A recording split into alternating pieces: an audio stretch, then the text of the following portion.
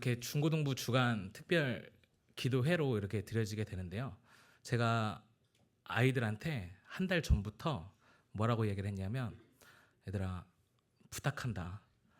이제 정말 빌었습니다. 한 달 전부터 매 주마다 얘들아 제발 우리 이제 특별 기도회인데 이제 좀 제발 좀 나와주면 안 되겠니? 그렇게 빌기도 하고요. 협박도 했습니다. 얘들아 전사님이 지금 이렇게 하는 것 같지만 전사님이 공포 정치를 시작할 수 있단다. 얘들아 좀 나와라 제발 부탁한다. 뭐 협박을 해도 부탁을 해도 빌어도 안 되는 게 저희 애들인 것 같습니다. 참 쉽지 않은데요. 근데 그런 애들이 이제 몇 명이라도 이렇게 나와서 이렇게 앞에서 특성을 하는데, 제가 여러분들을 보니까 다들 표정이 굳어 계세요. 하다못해 아이들 찬양할 때 박수라도 좀 같이 쳐주실 줄 알았는데 다들 이러고서 애들이 평가하는 게 아니잖아요. 아이들이 이제 잘 하고 이제 격려하는 의미에서 이렇게 함께 박수도 쳐주고 하면 좋을 텐데요. 앞으로 이제 청년부 또 웨이브가 남았는데, 그럼 그때는 좀 이렇게 같이 좀 환하게 웃어주면서, 애들이 얼마나 두렵겠어요. 여러분들의 얼굴을 마주하려고 하니까. 그러니까 좀 이렇게 같이 웃어주시고 좀 이렇게 함께 아이들 축복해 주셨으면 좋겠습니다. 오늘 이 다윗의 말씀을 가지고 좀 함께 나누려고 하는데요. 제가 이제 대학교에 다닐 때 낙도 선교회라는 동아리에서 활동을 했었습니다. 사실 선교가 뭔지도 몰랐고 선교에 관심도 없었지만 그냥 적당한 동아리 하나 있어야겠다 싶어서, 그래야 좀 대학 생활을 좀 즐길 수 있을 것 같아서 낙도 선교회라는 동아리가 뭔지도 모르고 들어갔었어요. 그런데 정말 아이러니하게도 그곳에서 한 10년간 이제 낙도에 몸담고 생활을 하게 되었었습니다. 개인적으로 이제 낙도 선교를 하는 것 자체만으로도 참 기뻤지만, 거기에서 다양한 분들을 만난다라는 게 참 즐겁고 행복한 시간이었던 것 같습니다. 낙도 선교를 떠날 때 저희 동아리만, 학교 동아리만 가는 것이 아니라 이제 교회의 뭐 여전도회나 남전도회 뭐 이런 전도회에서도 오시고요. 또 교회 청년부에서도 찾아오시고요. 개인적으로 오시는 분들도 계시고, 굉장히 다양한 사람들이 함께 모여서 선교를 이루어가는 게 낙도 선교입니다. 그렇게 한 일주일간의 선교를 같이 하게 되는데요.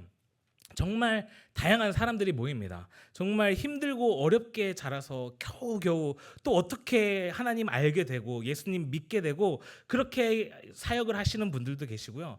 정반대로 저하고 굉장히 다른 그런 캐릭터들 있잖아요. 전혀 뭐 건드릴 수 없을 것 같은 그런 귀족 계급들, 뭐 혈통 자체가 다르고 약간 피맛도 다를 것 같은 그런 분들이 계세요. 일명 금수저라고. 제가 아직도 기억에 남는 분이 한 분 계신데, 이제 좀 나이가 있으신 그런 여성 분이셨어요. 이제 딱 들어오시는데 뭔가 좀 느낌이 좀 사뭇 다르다라는 그런 느낌이 확 들더라고요. 일단 패션부터 굉장히 달랐고, 지금 이 자리에서 찾아볼 수 없는 그런 패션을 가지신 그런 분이셨습니다. 굉장히 부유한 분이셨는데, 자기가 이제 어떠한 삶을 살아왔는지 이제 함께 나누어 주시는 그런 시간이 있었습니다. 핸드폰으로 이제 자기의 집을 이렇게 쫙 보여주시는데, 와, 집이 너무 으리으리한 거예요. 막 보니까는 막 인터넷에서 막 다운받은 것 같은 그런 화보집 같은 그러한 집을 자신의 집이라고 이렇게 보여주시면서 본인의 삶을 이렇게 나눠주시는데요. 그분이 뭐라고 하시냐면, 자기가 지금 이렇게 부유하게 살아가고 있지만 예수님을 알기 전까지는 굉장히 공허했다라고 이렇게 말씀을 하시는 거예요. 그래서 제가 정말 저도 모르게 그 주변에 이제 많은 사람들이 있었는데, 저도 모르게 뭐라고 했냐니까, 공허하고 싶다라고 저도 모르게 그렇게 생각으로만 해야 되는데, 저도 모르게 이제 그게 튀어나와 버린 거죠. 여러분 어떠세요? 공허하고 싶으시지 않으신가요? 교회라고 좀 너무 억압되신 것 같은데, 다들 아마 그런 마음 가지고 살아가시리라 생각됩니다. 가끔 그런 분들 계시잖아요. 자기가 뭐 서울대에 갔는데 마음에 평안이 없었다. 우리는 늘 마음에 평안이 없잖아요. 그러면서 그분이 이제 주님을 만나고 하는 그런 모습들이 참 이제 감동이 되어져서 오더라고요. 하지만 그럼에도 불구하고 여러분 어떠십니까? 이렇게 살아가시다 보면 좀 돈 좀 있었으면 좋겠다라고 생각을 하시죠. 그리스도인으로서 돈이 전부가 아니라는 걸 알지만 때로는 그러한 답답한 마음이 든다라는 거죠. 돈뿐만이 아니라 뭐 자녀의 문제라든지 건강의 문제라든지 아니면 수많은 것들이 우리의 마음과 생각을 답답하게 할 때가 참 너무나도 많다라는 거예요. 그리스도인으로서의 정체성과 이 세상과의 이 담을 왔다리 갔다리 하고 있는 우리의 모습을 볼 때마다 그런 답답한 마음이 든다라는 거죠. 혹시 빅토르 위고라고 하는 작가를 아십니까? 프랑스의 작가입니다.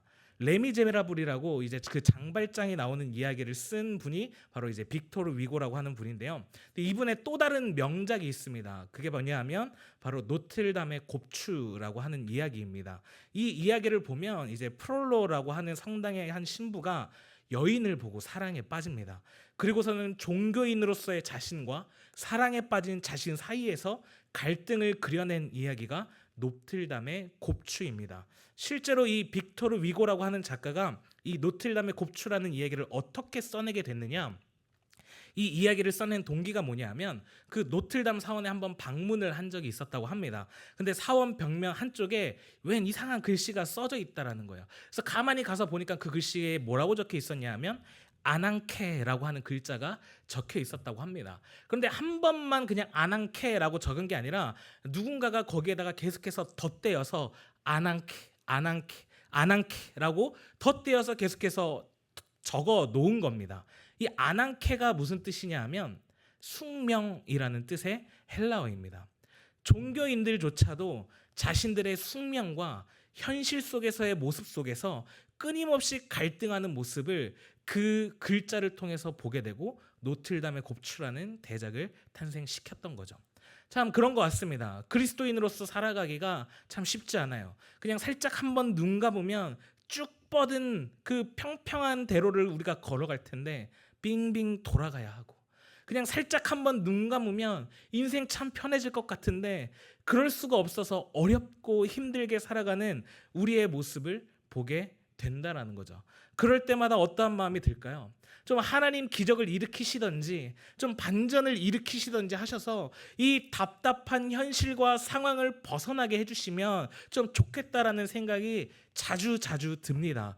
그래서 때로는 우리가 우리의 답답한 현실과는 반대되는, 우리의 속을 시원하게 해주는 그런 반전 있는 드라마나 영화를 좋아하는지도 모르겠습니다. 역경과 고난을 딛고 일어서는 주인공, 앞이 보이지 않는 상황 속에서도 일어서는 주인공, 지금 내 답답한 현실과 그 반전 속의 주인공을 이입시켜서 만족감을 느낀다라는 거죠. 어떠세요, 여러분? 여러분께서는 지금 이 답답한 현실 속에서 하나님께서 놀라운 기적을 베풀어 주실 거라고 믿으십니까? 아멘이 안 나오시네요. 이 답답한 상황 속에서 하나님께서 반전을 일으킬 거라고 믿으십니까? 그런데 죄송합니다. 오늘 말씀의 제목이 반전은 없습니다입니다. 그렇다면 오늘 본문의 이 다윗이 골리앗을 잡은 이 사건, 여러분 놀라운 반전이라고 생각하십니까? 좀 말도 안 되는 이야기죠. 꼬맹이 다윗이 거인의 대명사인 골리앗을 이겼다? 정말 말도 안 되는 이야기입니다. 그래서 우리는 하나님께서 도와주셔서 절대로 이길 수 없을 것 같던 이 다윗이 골리앗을 이긴 이 사건을 반전이라고 이야기합니다.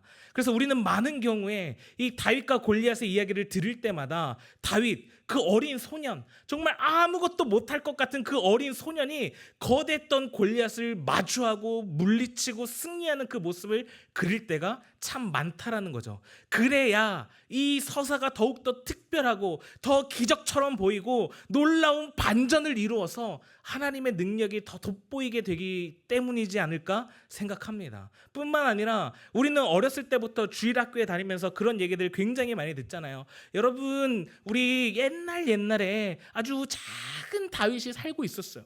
그런데 저기 이상하게 너무나도 큰 골리앗이 나타나서 이스라엘을 위협하는 거예요. 그럴 때 다윗이 어떻게 했는 줄 아세요? 너는 만군의 여호와의 이름으로 나아가노니 이 골리앗 내 물맷돌을 받아라. 그래 다윗이 그 물맷돌을 맞고 쓰러졌어요.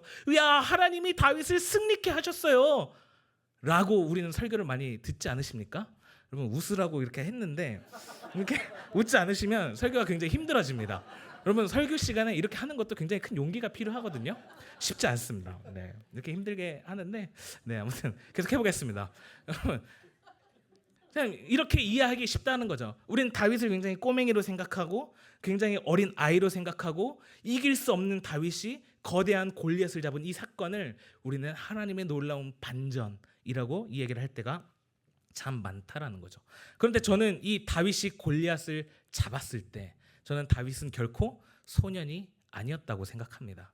다윗이 골리앗을 잡을 때 정말 우연치 않게 하나님께서 역사하셔서 특별한 하나님의 놀라운 기적으로 골리앗을 잡은 게 아니라고 저는 생각합니다. 왜냐하면 다윗이 골리앗을 잡을 때 다윗은 이미 굉장히 건장한 청년이었을 거라고 생각합니다.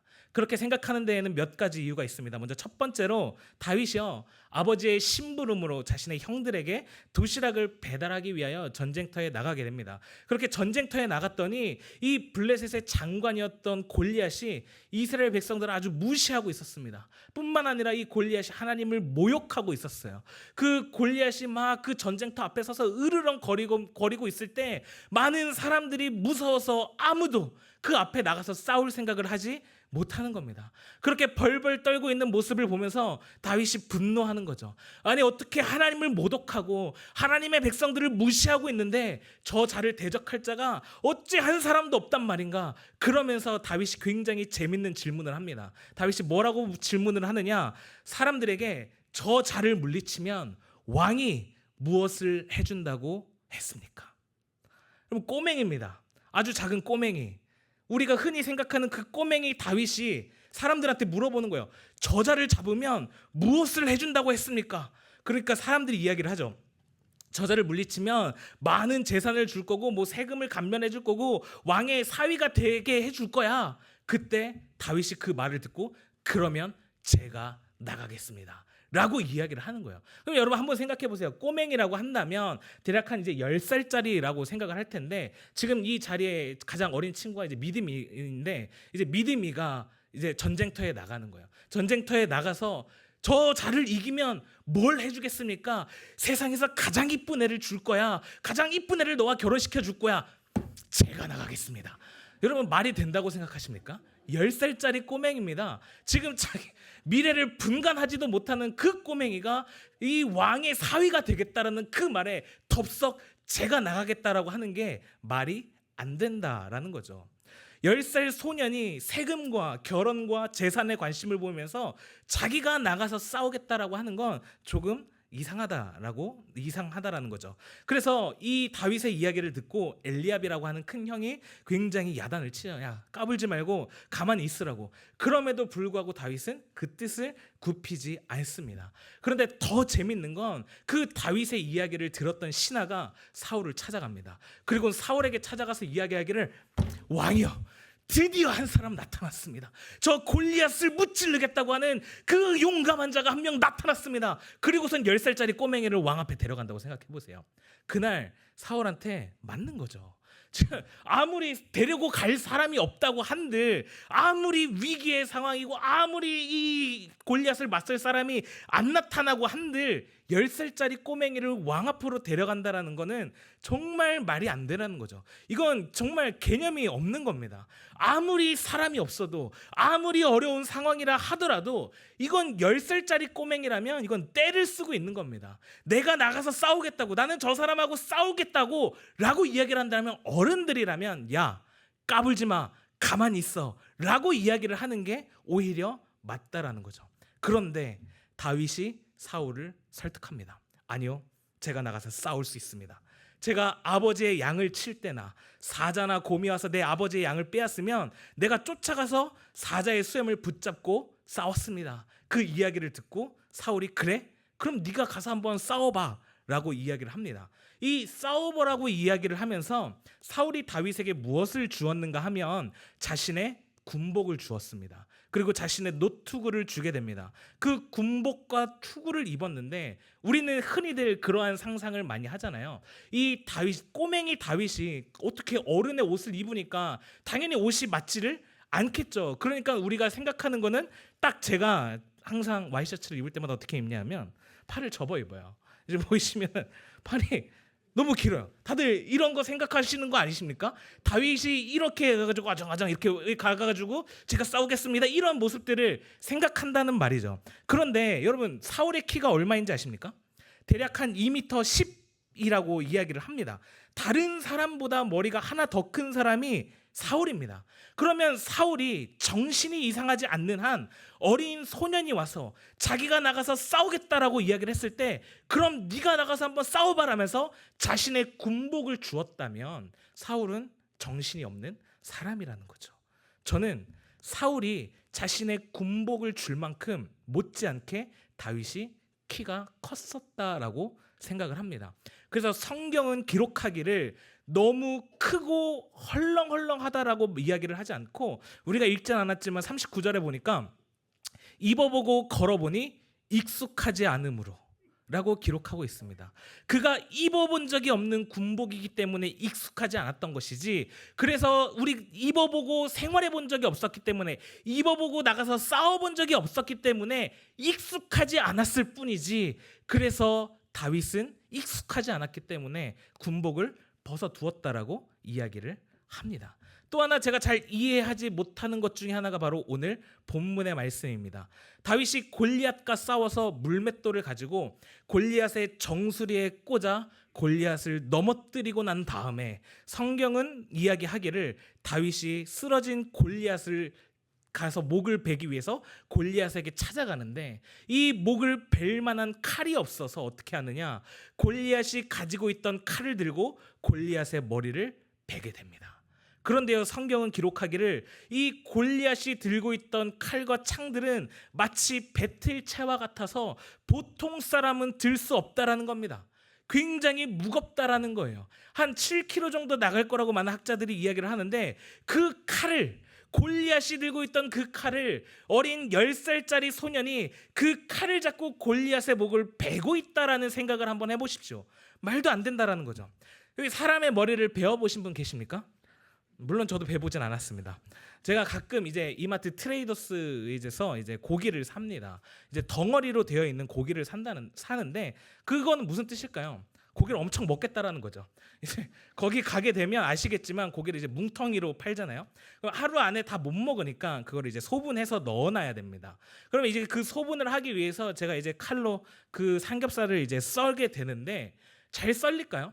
물론 뭐 잘 드는 칼이 있고 제가 뭐 실력이 좋아서, 뭐 칼 실력이 좋아서 잘 썰 수도 있겠지만 엄청 안 썰립니다. 뭐 썰어 보신 분들은 아시겠지만 정말 이걸 썰다가 손에 쥐가 날 정도로, 그래서 손을 베기에도 너무 많이 베었고요. 이 한번 고기를 다 썰고 나면 손이 얼얼할 정도로 잘 안 썰리는 게 고기입니다. 거기에 뭐 오돌뼈 같은 부분 한번 걸리면 진짜 죽어나는 거죠. 그만큼 고기조차도 안 썰리는데, 이 10살짜리 소년이 무거운 칼을 들고 골리앗의 머리를 베어서 그 머리를 들고 오고 있는 모습을 한번 생각해 보십시오. 다윗은 정말 10살짜리 소년이었을까요? 그가 정말로 10살짜리인데 그렇게 할 수 있었을까요? 다윗은 어린아이가 아니었다고 저는 생각합니다. 아직 전쟁에 나갈 나이는 되지 않았지만 제가 생각하기엔 이미 건장한 청년이었다라고 생각을 합니다. 제가 지금 왜 이렇게 다윗을 아주 건강한 청년이라고 강조하며 이야기하고 있냐 하면, 다윗이 골리앗을 잡은 사건은 결코 반전이 아니라는 겁니다. 다윗이 골리앗을 잡은 사건은 결코 기적이 아니라는 거죠. 아마 다윗은 그의 일상 가운데에서 얼마나 철저히 자신을 훈련하고 준비되어 있는 사람인가를 보여주는 것이 바로 오늘의 본문이라고 저는 생각합니다. 다윗이 사울을 설득하면서 하는 말을 같이 한번 읽어보도록 하겠습니다. 사무엘상 17장 34절에서 35절입니다. 같이 한번 읽어보겠습니다. 시작. 다윗이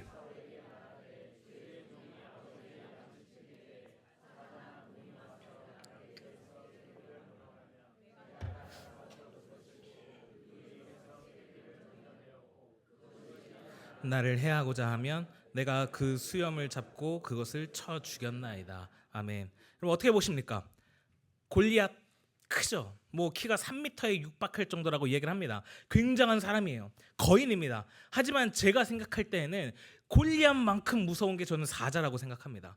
사자와 곰을 잡고 사자의 수염을 잡고 내가 그 사자를 죽였나이다. 내가 곰으로부터 내 아비의 양을 지켰나이다. 다윗이 하는 이 고백을 들어보면 그 양을 지키기 위해서 사자를 맞서고 곰을 맞서고 끊임없이 노력하고 있었다라는 이야기를 합니다. 물맷돌을 연습하고 사자나 곰을 잡는 법을 연습하고 막대기로 어떻게 하면 이 사나움 짐승들을 물리칠 수 있는지 그 연습을 능력을 했다고 다윗은 고백하고 있습니다. 골리앗을 잡았던 이 물맷돌은요, 그냥 다윗이 어쩌다가 그냥 한번 딱 던졌더니 하나님 역사하셔서 골리앗 이마 정중앙에 맞춘 게 아니라, 이 다윗은 물맷돌을 가지고 기도하면서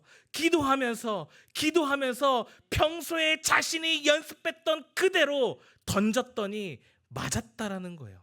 이것은 우연이 아닙니다. 이 물맷돌은 평소에 다윗이 사용하던 무기였다라는 거죠. 만약 다윗이 단 한 번도 물맷돌이라는 걸 잡아본 적이 없는데 그냥 하나님이 역사하시고 능력 주셔서 지나가다가 아무 돌이나 하나 잡아서 골리앗 앞에 던졌더니, 야 골리앗 너 이 자식 내 돌을 받아라 하고 던졌더니 골리앗이 쓰러진 게 아니라, 그렇게 이야기한다면 정말 하나님의 능력이라고 이야기할 수 있겠죠. 그런데 다윗은 그렇게 하지 않았다라는 거예요.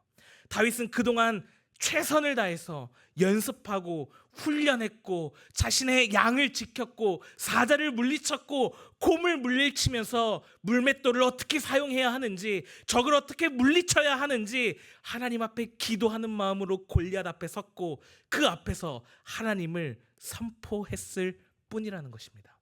이것은 일상에서 그가 어떻게 아버지의 양을 지켰는지를 보여주는 그러한 사건이라는 거죠. 이 결과는 일상에서 묵묵히 자신의 자리를 지켰던 다윗의 모습이 만들어낸 결과라고 생각합니다. 여러분, 다윗은 그저 철이 없어서 지 멋대로 살다가 갑자기 위기의 순간이 찾아왔을 때 그 한순간만 믿음으로 나아갔던 게 아니에요.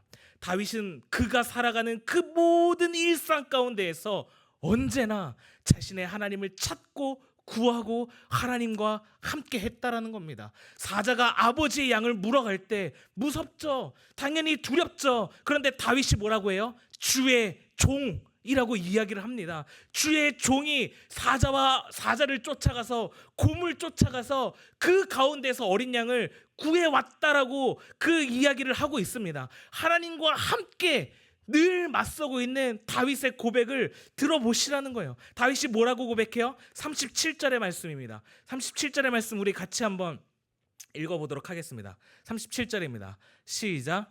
또 다윗이 이르되 여호와께서 나를 사자의 발톱과 곰의 발톱에서 건져내셨은즉 나를 이 블레셋 사람의 손에서도 건져내시리이다. 사울이 다윗에게 이르되 가라, 여호와께서 너와 함께 계시기를 원하노라. 아멘. 다윗이 뭐라고 고백해요? 하나님과 함께 맞서 싸워왔다라고 고백하고 있습니다. 다윗은 골리앗 앞에 섰을 때 그냥 특별히 단 한순간 하나님께서 영감을 주셔가지고 갑자기 하나님이 능력 주셔가지고 골리앗 앞에 섰던 게 아니라는 거예요. 언제나 해왔던 대로, 언제나 자신이 곰을 맞설 때, 사자를 맞설 때 해왔던 대로 그 골리앗 앞에 섰다라는 겁니다. 다윗에게 있어서 하나님은 특별한 순간에 짜잔 하고 나타나는 하나님이 아니었다라는 거예요. 다윗에게 있어서 하나님은 스페셜하게 등장했던 분이 아니라 내가 살아가는 오늘, 내가 살아가는 그 일상 가운데에서 언제나 함께 하시는 하나님이었다라는 겁니다. 분명한 건 이 자리에 앉아있는 우리 아이들 어느 순간 세상에 내던져지게 될 겁니다. 아니 어쩌면 이미 내던져진 아이들, 또 내던져진 여러분 계실지도 모르겠습니다. 그런데 그때에 믿음으로 또 신앙으로 버티려고 하는데, 여러분 우리의 일상 속에서 신앙으로 버텨본 적이 없는데 어떻게 그러한 위기의 순간에 신앙으로 버티겠습니까? 믿음으로 살아본 적이 없는데 어떻게 이기겠습니까? 마치 이것은 다윗이 물맷돌을 단 한 번도 사용하지 않은 채 골리앗 앞에 나아가는 거랑 똑같아요.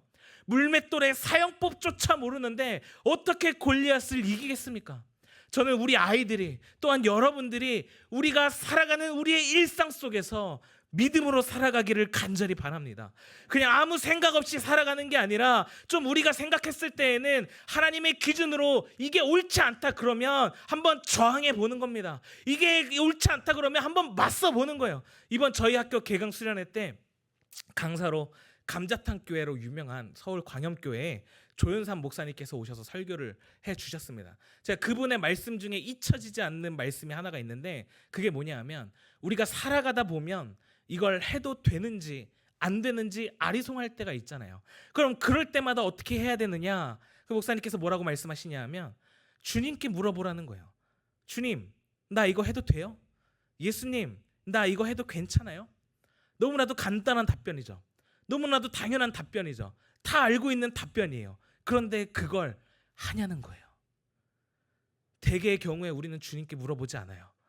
많은 경우에 내가 밥 한 숟갈 뜰 때 주님한테 물어보십니까? 안 물어본다라는 거예요. 내가 길을 걸어갈 때에 주님, 오늘 내가 이 아침 이 길을 걸어가는데 걸어가도 되겠습니까? 물어보십니까? 안 물어본다라는 거예요. 대개의 경우에 그냥 내 생각, 내 마음대로 행하는 경우가 너무나도 많다라는 거예요. 그러면서 말씀하시기를 물어보라는 거예요. 예수님께, 주님께.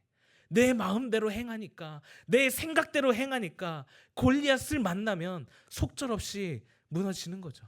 사람마다 다 그런 게 있습니다. 인생의 골리앗은 날마다 다 다른 모습으로 나타나요. 골리앗은 날마다 바뀌죠. 지나가면 없어질 것 같죠. 피하면 사라질 것 같죠. 절대 그렇지 않아요. 여러분, 제가 아무리 믿음이 좋아도 은행 대출이자 꼬박꼬박 갚아야 됩니다. 우리가 기대하는 반전은 그런 거잖아요. 은행은 골리앗이다 그러면 주님이 결제하실 겁니다. 그러면 이제 하나님께서 그래 받아라 돈 그러면서 이자 갚아주시고 이런 거 원하는데, 아마 그렇게 제가 이 자리에서 선포한다면 아마 주님도 깜짝 놀라시겠죠. 난 그런 적이 없는데. 하나님도 놀라실 거예요. 여러분, 그런 반전 없습니다. 월세 꼬박꼬박 내야 되고요. 학자금 대출 이자 꼬박꼬박 내야 되고요. 이 상황이 좀처럼 나아지지 않아요. 그런데 진짜 반전이 뭔지 아세요? 주님 나와 함께 하신다는 겁니다. 이 힘든 상황뿐만이 아니라 내가 살아가는 삶의 언저리마다 모든 일상 가운데 주님 함께 하신다는 거예요.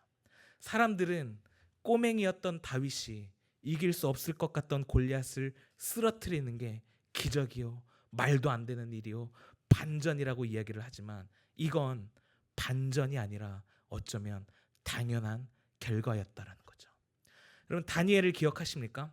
왕을 제외한 다른 그 어떠한 것에 절하게 되면 또 그 조서에 왕의 도장이 찍힌 것을 알고도 자기 집에 돌아가 윗방에 올라가 예루살렘으로 향한 창을 열고 하루에 3번씩 전에 하던 대로 무릎을 꿇고 기도했던 다니엘. 어떻게 됐나요? 일상에서 믿음을 지켰더니 사자굴에 들어갑니다. 그때 다리오 왕이 다니엘을 향하여 물어봅니다. 사시는 하나님의 종 다니엘아, 거기도 하나님이 함께 하시느냐? 그때 다니엘이 뭐라고 대답하느냐? 이 6장 22절인데요. 다니엘서 6장 22절에 있는 말씀 같이 한번 읽어보겠습니다. 6장 22절입니다. 시작. 나의 하나님이 이미 그의 천사를 보내어 사자들의 입을 봉하셨으므로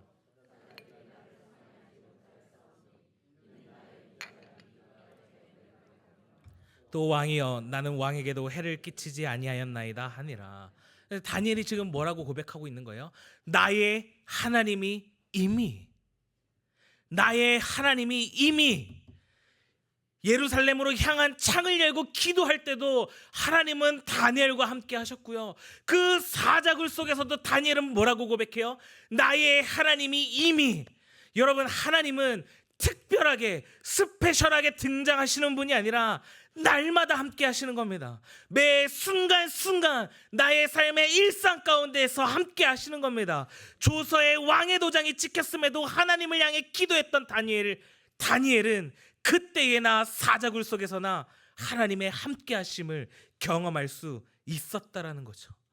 사자굴 속에서도 평안할 수 있었고 골리앗 앞에서도 하나님을 찬양할 수 있었던 다윗처럼 여러분, 오늘을 살아갑시다.